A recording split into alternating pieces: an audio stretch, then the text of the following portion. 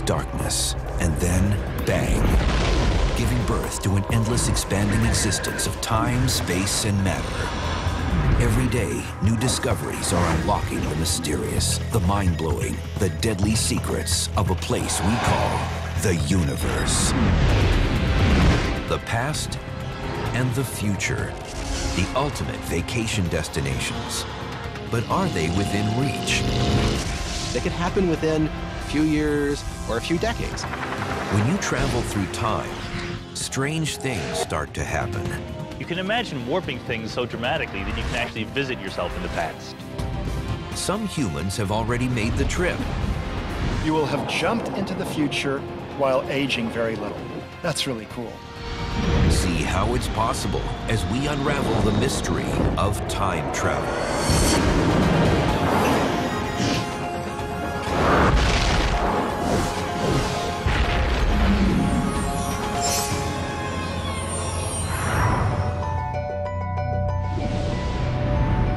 Of all the riddles of the universe, time travel may be the most perplexing.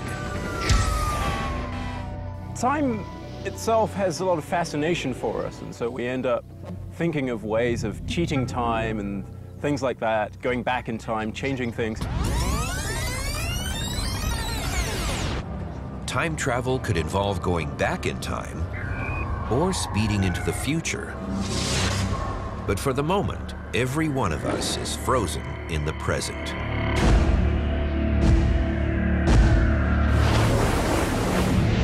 Yet science holds out the possibility that we might loosen the hold that time has on us. Einstein's theory of relativity, in which time plays a central role, makes time travel an open question. Our best theory of time, which is relativity, doesn't explicitly forbid time travel per se. It might be that there are things we yet don't understand that will improve the theory, but it seems that there are ways of constructing scenarios within relativity that allow you to go back in time. Traveling into the past seems improbable because time only goes one way, forward. Physicists call this the arrow of time. The arrow of time is just the fact that you can always orient yourself moving from the past to the future. You remember the past, you don't remember the future. You can cause things to happen in the future, but you can't cause things to happen in the past. If you took a movie of things going on in your everyday life, like mixing cream into your coffee, and then you played that movie backwards, it would be perfectly obvious. Cream mixes into coffee, it doesn't unmix. That's the arrow of time. The arrow makes time a one-way street of irreversible events, something we know intuitively from our everyday experience.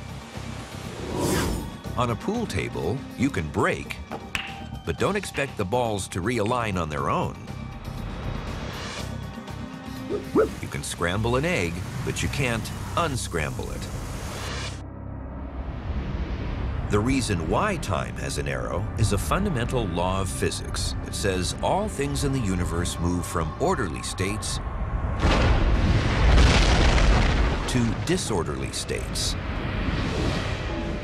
As the universe gets older, as we move from the past to the future, all of the differences between the past and the future can be summed up by saying that the universe is winding down. The universe is going from being orderly, very neatly arranged, to disorderly and messy.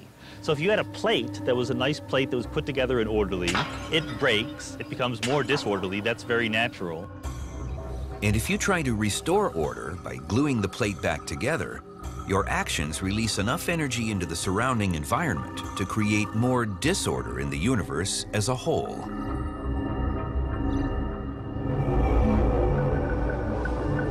But the arrow of time can be bent in extreme conditions. It all goes back to Einstein's theory of relativity. Einstein showed that the gravity of massive objects like planets, stars, black holes can actually cause space itself to bend. More amazing than that, he showed that space and time are actually linked into a single something he called space-time. This means that whenever space is warped, so is time. And nothing in the universe can bend space-time more than the supergravity of a black hole. So you can imagine the gravitational field is so strong that space and time curl back on themselves. And you can start at one point, go forward in time, and come back at the point that you left.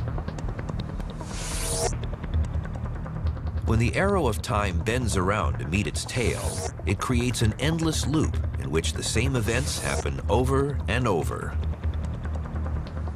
So if this is time curling back on itself, and the universe just repeats itself over and over again, every moment in time would just repeat an infinite number of times. An endless loop would become pretty frustrating for anyone. But suppose a time traveler can land in the past without the constant repetition. In that case, there are other roadblocks. The most perplexing are the inconsistencies or paradoxes that pop up when we start meddling with the past. A famous example of the kind of inconsistency you can get with time travel is called the grandfather paradox. And this is where someone goes back to the time of, for example, their grandfather. So imagine that I go back in time with a time machine and meet my grandfather in 1937. He's just about to go on a blind date with my grandmother. They've never met before.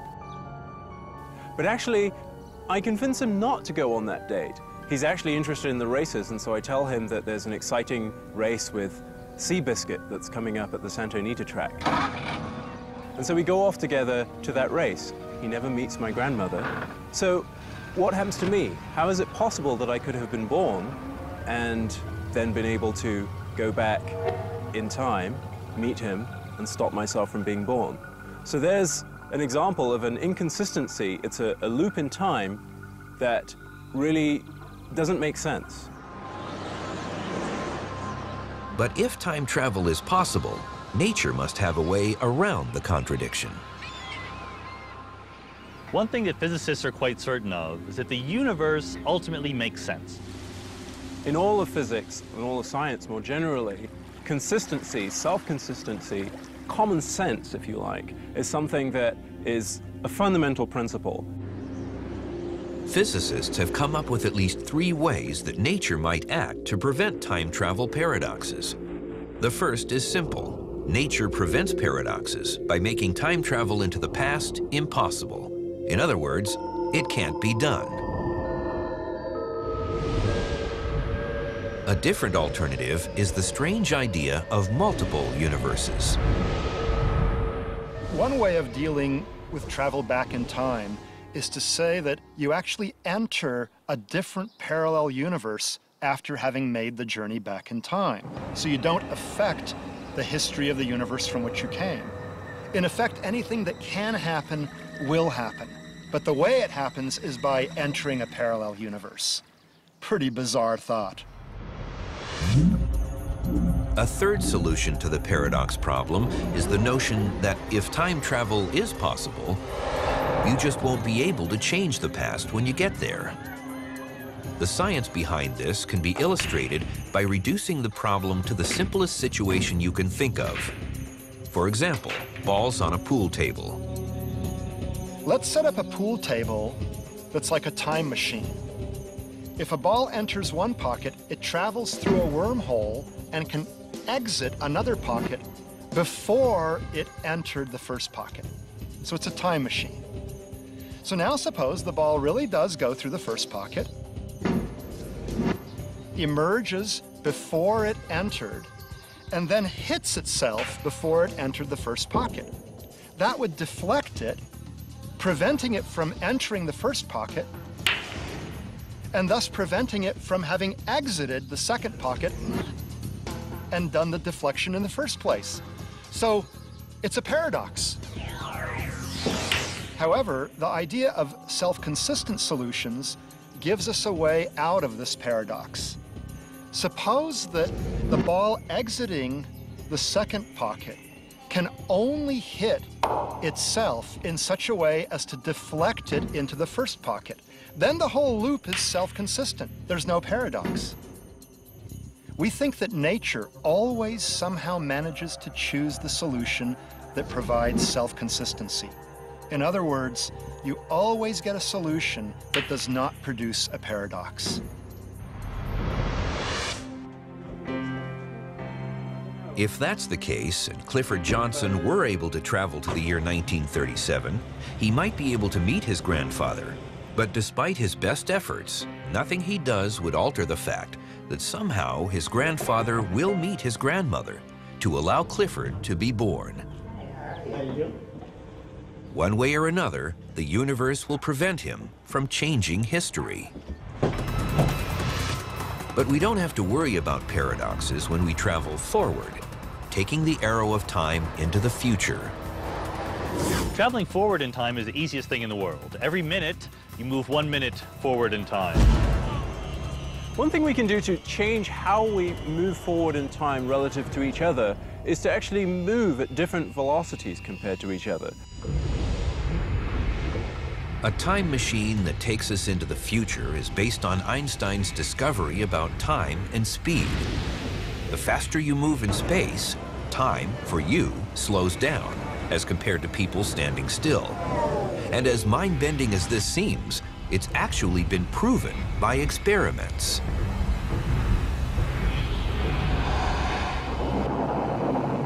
Clocks have been placed on rapidly moving airplanes and rocket ships, and they've moved over some distance at a very rapid speed. And when the atomic clocks were measured after the end of the journey, they had progressed forward in time a little bit less than similar clocks which had remained at rest on Earth.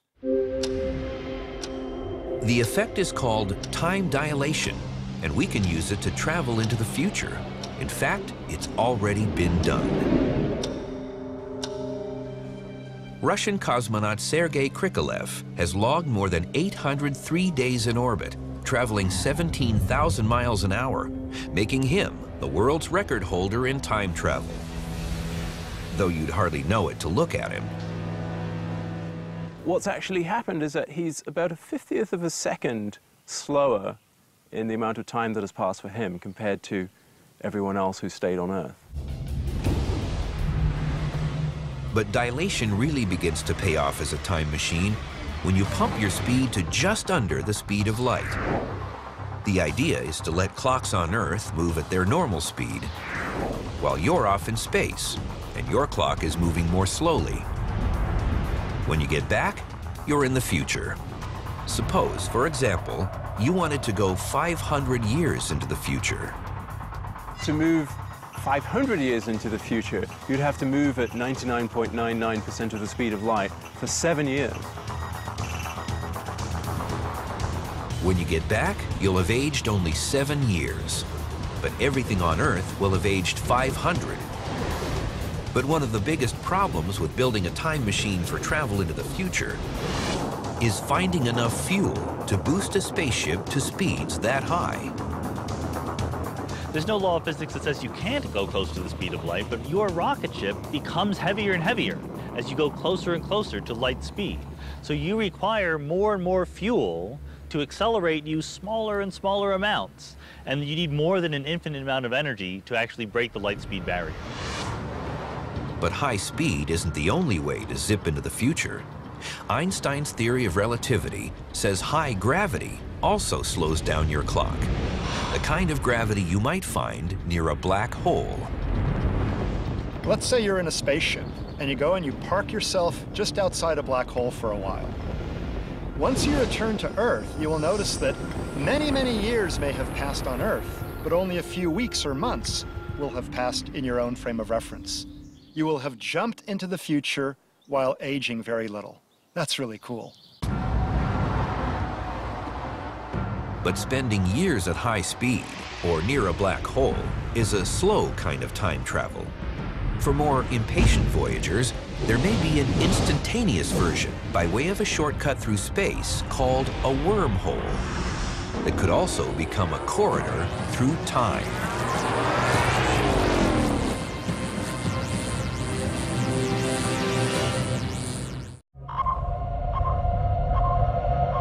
To conquer time travel, we have to tread a long path that takes us through bizarre theories, and incredibly complex technology toward a goal that will one day make starships into time machines. Starships, in fact, may be our best bet. We shoot off in a rocket ship at super speed and let our own time slow down while the rest of the world moves on. We have a vested interest in these kinds of adventures. The high speeds that result in time travel are also our only way of smashing a time barrier that keeps us from traveling to the stars, because the distances are so huge. We would really like to be able to traverse giant distances in a short amount of time in order to explore the universe on a human timescale. Even the nearest stars to Earth seem impossibly far away. Alpha Centauri is the closest. But in this case, close amounts to 4.3 light years away, 25 trillion miles. 100 million times farther than the moon. Today's speediest rockets would need 80,000 years to get there, so the challenge is to get there faster. But if we're going to use high-speed star missions as our way to get to the future, it still doesn't satisfy our dream of getting there in a flash. Achieving time travel by moving fast and so slowing your clock down relative to everyone else is a way of achieving time travel. It's a little bit like Rip Van Winkle did by going to sleep and then waking up later and it's the future. But some might think of that as cheating in a way. It's not really the time travel that we think of, where we perhaps go through a portal or flick a lever on a machine and then end up at a different time. Physicists did important theoretical work on instantaneous time travel in the 1980s, while helping Carl Sagan, who was writing his novel, Contact. The book imagined space travel faster than light through a corridor in space called a wormhole. A wormhole is a kind of shortcut between two different parts of space, which can be very far away, or they can actually be close to each other. But the key idea is that you can traverse the wormhole by simply going in through the entrance, one side of it, and coming out the other side. In Contact and many other science fiction scenarios, wormholes are used as tunnels to travel huge distances across the universe to other stars. But a wormhole with openings close together is a much better starting point for a time machine. Suppose I have a wormhole right next to me. If I put my arm into it like this, it would emerge over there. A wormhole is a great ingredient for constructing a time machine. A wormhole time machine would use the same Rip Van Winkle trick as the very fast spaceship. Super speed makes your clock slow down, while everyone else keeps on going. It works because both ends of the wormhole always have the same date and time, no matter what happens to them. You can take one end of the wormhole and put it on a rocket ship or something and send it off at very high speed and then back. So what happens is that when it returns, it's in the future. A traveling wormhole opening from the year 2010 might end up returning to Earth in the year 2510. Because its clock was so slow, it aged very little, while the rest of the world aged 500 years. So now if I walk into the end of the wormhole that's in the past, the end that didn't go on the rocket ship, I can come out the other end and I'd be in the future.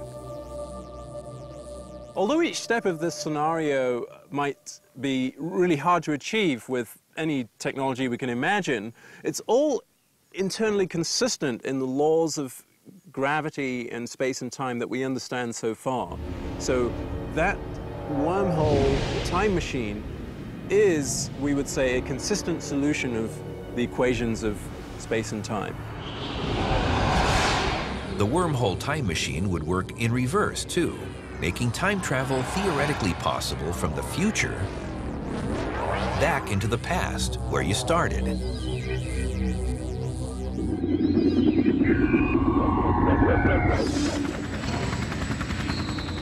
Well, let's face it, most people are interested in the idea of going backwards in time because they want to fix things. The interesting thing is, though, that we can, using the laws of physics, at least explore what it would be like to travel backwards in time. And although we're preoccupied with time machines, it may be that time travel is possible through wormholes that are natural in origin. Another possibility, if we can't make time machines, is that maybe nature has already made them, and we just have to discover them. What could have happened is that in the very early universe, the nature of space and time was already twisted up in such a way that some of that got frozen in, leaving time loops that we might be able to use as time machines sometime in the future. So it's an interesting possibility that we don't actually have to create these things. But what if we are left to our own resources? Can we build a time machine at all? If theory says a wormhole is the way to go, then what does it take to make one? Wormholes are speculative ideas. We can write down the equations that describe them. We don't expect to bump into one in astronomy or anything like that, but we could be surprised. Where we do expect wormholes to exist is at the sub-microscopic level, where space and time are fluctuating wildly. So what people imagine is somehow capturing a microscopic wormhole and growing it to a larger size. We don't know if that's possible. We have no idea how to do that, but that's probably what it would take if you wanted a big-sized wormhole. The technology we need to manipulate a wormhole may seem impossibly remote. But for those willing to let their imaginations roam, there's a glimmer of hope in at least one place. It's where space, time, the nature of existence itself meet in head-on collisions inside the biggest, most complex machine ever created by man.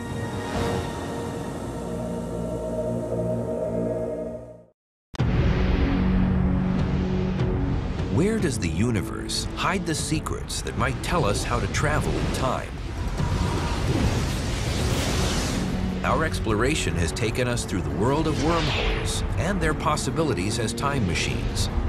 And now we're in search of the technology that might make space travel and time travel two sides of the same coin. If there's nothing on Earth that comes close to being a time machine now, there is something that might one day lead us to new laws of physics that help us determine if it's at least possible. It explores the universe not in the realm of the cosmic web and its galaxies, but in the domain of quantum physics, involving particles at sizes more than 1,000,000 times smaller than the smallest atom. It's the newest tool at the frontier of physics called the Large Hadron Collider.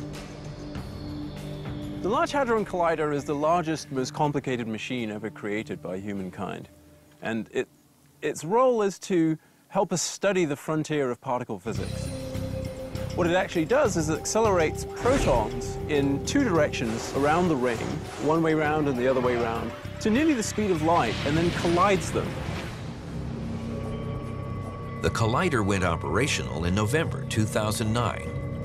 And as scientists ramped up the power, the energy in its collisions was increased almost tenfold by March 2010. And it will double that sometime after 2013. Today's theories of space, time, gravity, and quantum physics are still incomplete.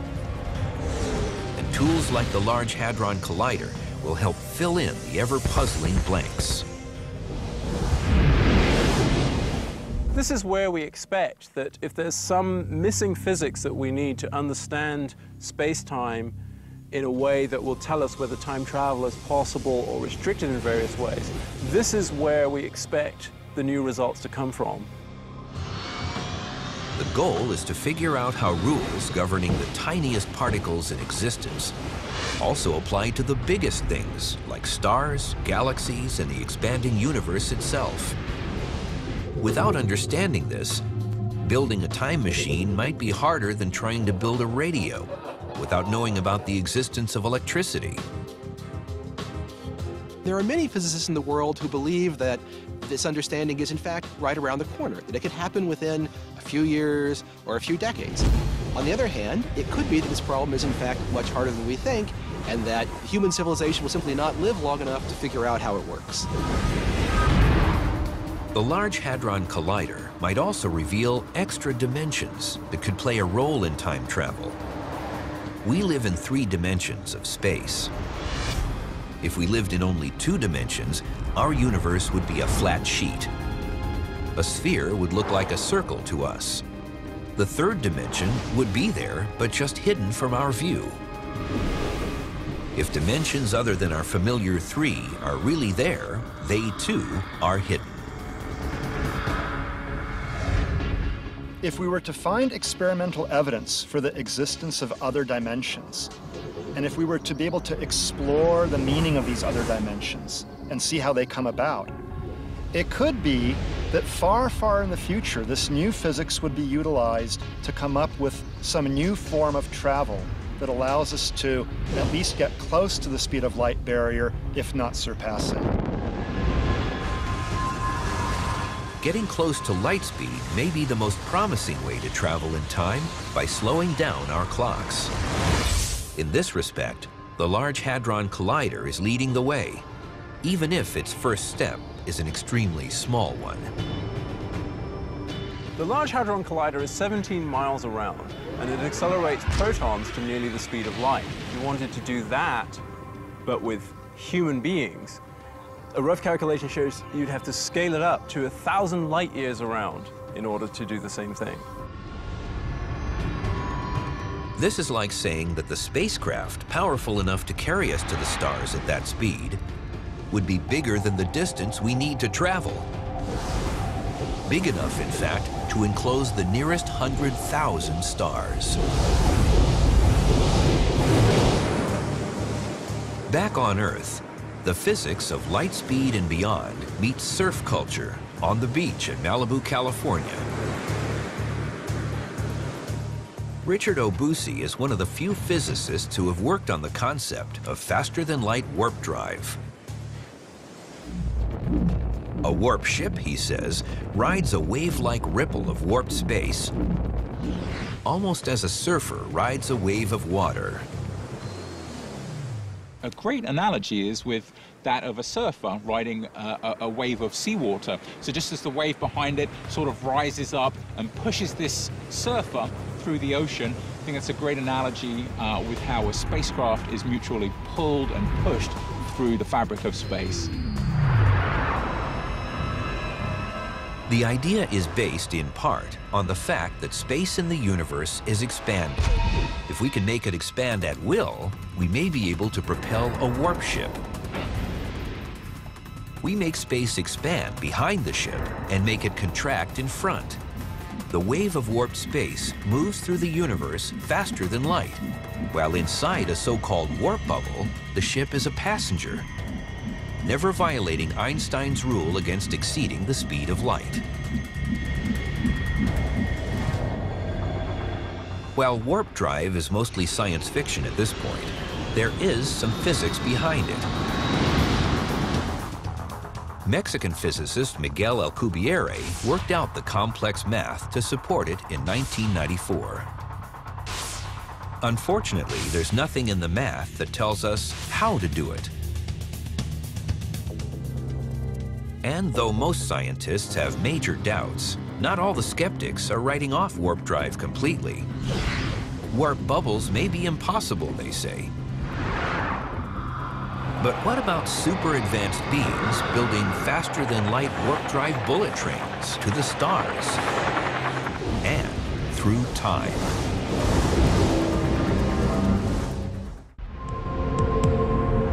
In searching for the secrets of time travel, we inevitably meet the idea of warp drive. or other strategies for traveling faster than light. It's the most sought-after solution to the dream of star travel, and potentially turning any spaceship into a time machine. The most optimistic views of the future paint a picture of spaceships riding warp bubbles as easily as expert surfers catch waves off the beaches of Earth. But even optimistic physicists must face some harsh realities. If surfing is an analogy for how a warp ship might work, then watching a beginning surfer drives home a better point. Achieving warp drive is very difficult. This morning, I had my first surfing lesson and had this idea that in some sense we were going to be able to manipulate in some sense nature, and that I was going to be able to ride this wave, and it was going to carry me at great velocities across the ocean. But the reality is that the ocean manipulated me. It was far harder to control than I originally anticipated.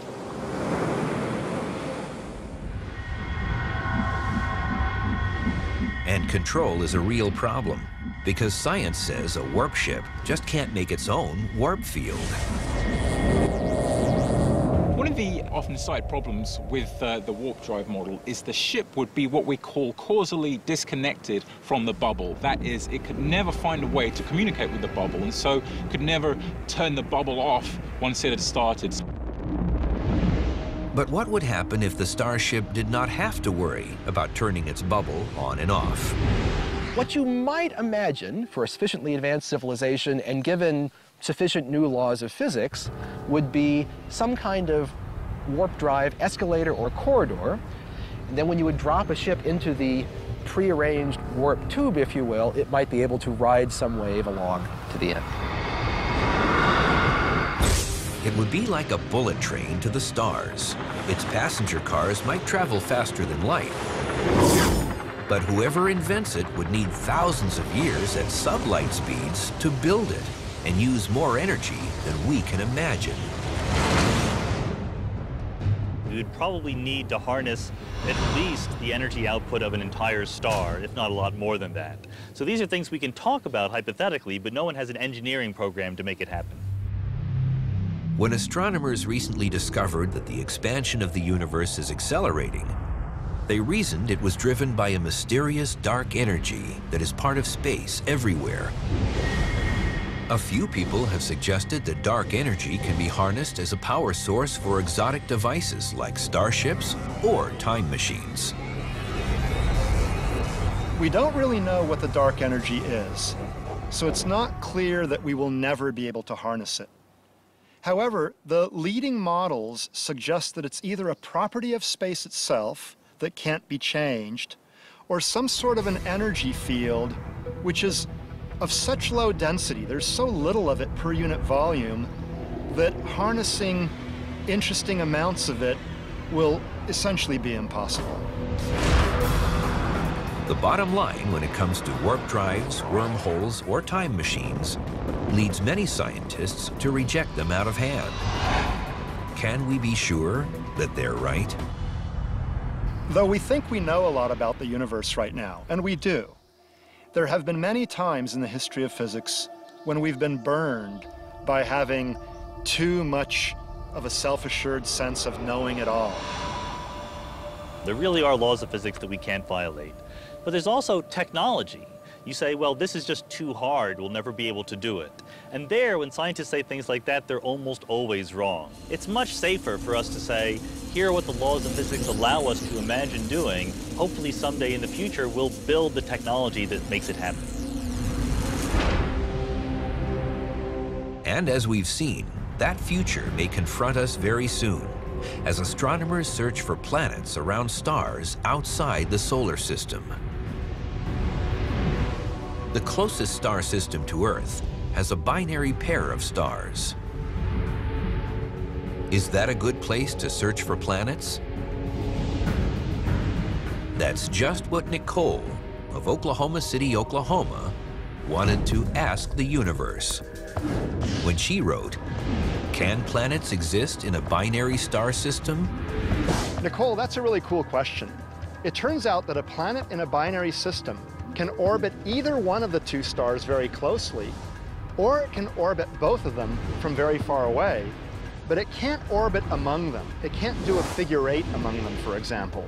That trajectory is unstable, and the planet would quickly get ejected. We may be on the verge of discovering an Earth-sized planet around one of the two stars in the Alpha Centauri system, the Sun's nearest neighbor. It would be a more compelling reason than ever before to explore the exotic science of high-speed space voyages and the time travel that goes with them.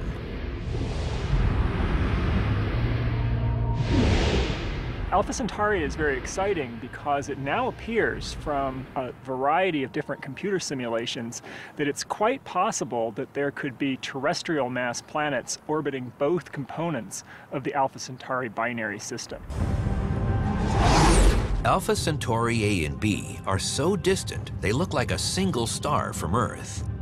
But they're actually a binary pair.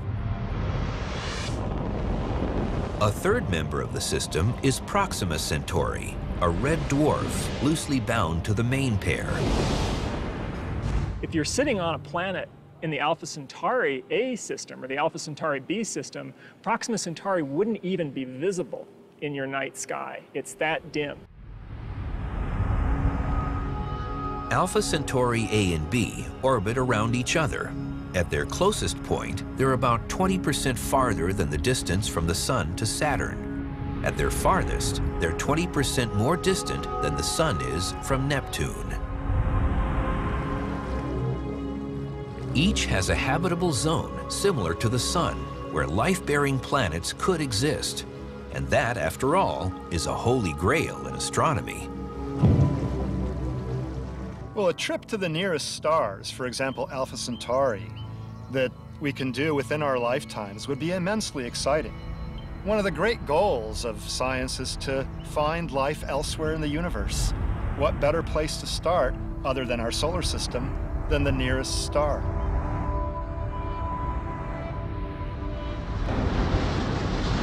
But now, space travel becomes time travel, as we set our sights on a mission that can be done under the laws of physics we know now. A mission that can cross more than 4 light years of space in just 45 days.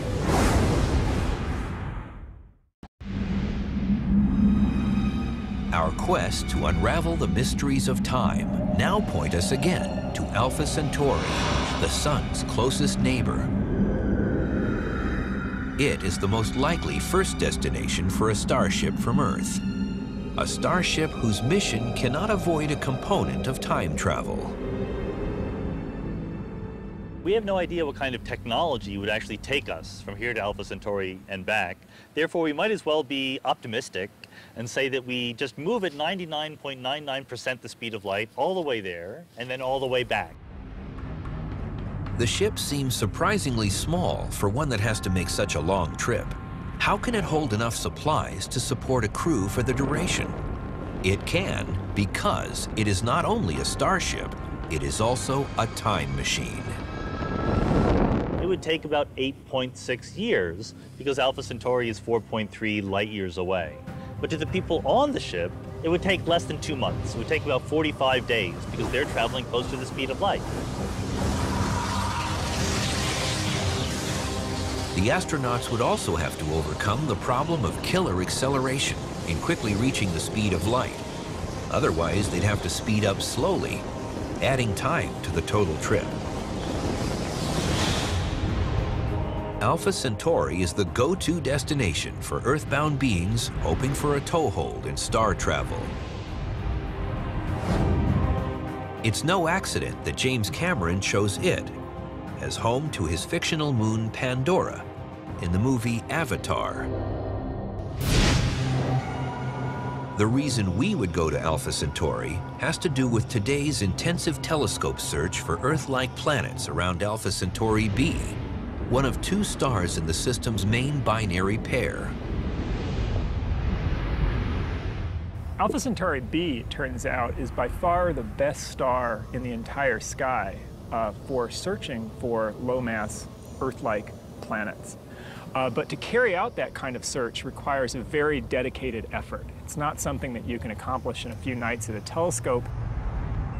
It's hard enough to separate the two main stars of Alpha Centauri in a space photograph. Trying to see an Earth-sized planet around one of them is, at the moment, impossible. The best shot we have is to find the planet by the wobble method, detecting a star's subtle back and forth motion caused by the tiny gravitational tug any planet would have on it. Like time travel, it seems almost undoable. The back and forth wobble that we need to detect is incredibly small. I'm here at the Rose Bowl, and if the Rose Bowl were the size of Alpha Centauri, then the amount of wobble that we need to detect is about this much, about 3.3 inches. And we need to detect that from 4.3 million miles away.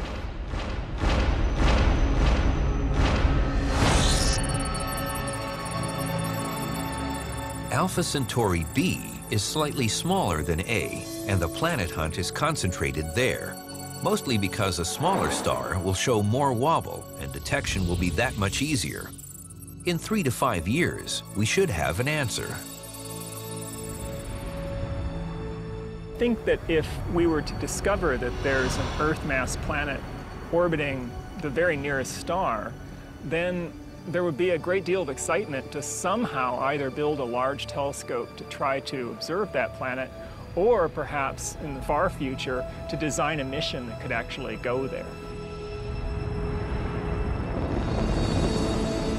With the goal of our time travel quest identified, we can imagine our spacecraft in Earth orbit about to leave on the first mission to Alpha Centauri. The ship's high speed propels it into time machine mode, slowing its clock so its passengers approach Alpha Centauri in 3 to 4 weeks. Seeing things up close, no human has ever seen before. First up, a stellar flare from the red dwarf Proxima Centauri. On the outskirts of the triple system, it is the closest of the three to the Sun. Proxima Centauri is prone to these sudden outbursts that can cause it to brighten up by a factor of 4 or 5 over the course of just a day and then fade back just as quickly. So you might be in for some real fireworks as you pass by Proxima Centauri. As we come within the triple star system, we might imagine swinging past Alpha Centauri A and using gravity assist to send us in a direction of Alpha Centauri B. The sister Earth of the ship's destination is the ultimate goal, and the travelers will be anxious to explore it and search for life.